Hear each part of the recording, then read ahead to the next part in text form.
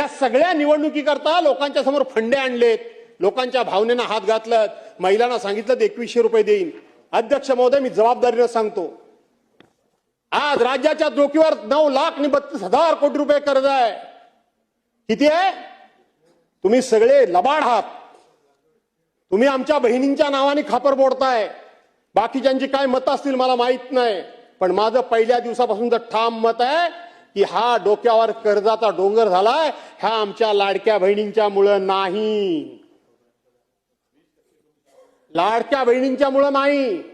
आठवण करा, आज कैलासवासी दादा इथं हजर नाहीत. निवडणुकीच्या पूर्वी सप्लिमेंटरी बजेटमध्ये आपण 46,000 कोटी रुपयाची तरतूद केलेली होती. 46,000 कोटी रुपयाची सरकारने तरतूद केली होती. आज 46,000 कोटी रुपये तुम्हाला लागत नाहीयेत, 32 की 33,000 कोटी रुपये फक्त लागतायत. 2,53,00,000 महिलांना 1,500 रुपयाप्रमाणात तुम्ही त्या ठिकाणी निवडणुकीच्या अगोदर 1500 रुपये लाडक्या बहिणीच्या खात्यामध्ये टाकलेत.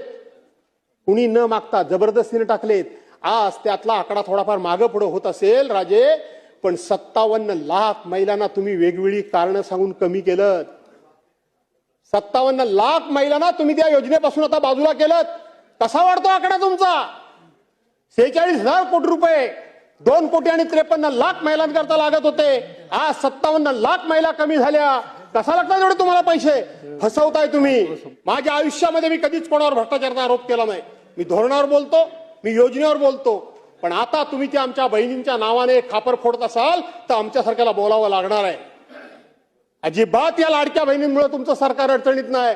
तुम्हाला हळूहळू या बहिणींमुळे सरकार अडचणीत आहे. बहिणींमुळे सरकार त्या ठिकाणी कर्जबाजारी झाले म्हणून तुम्हाला योजना बंद करायची आहे. नाही, आजच्या दिवशी तर मी सांगेन, तुम्ही निवडणुकीच्या पूर्वी बोलला होता 1500च्या ऐवजी 2100 देईन.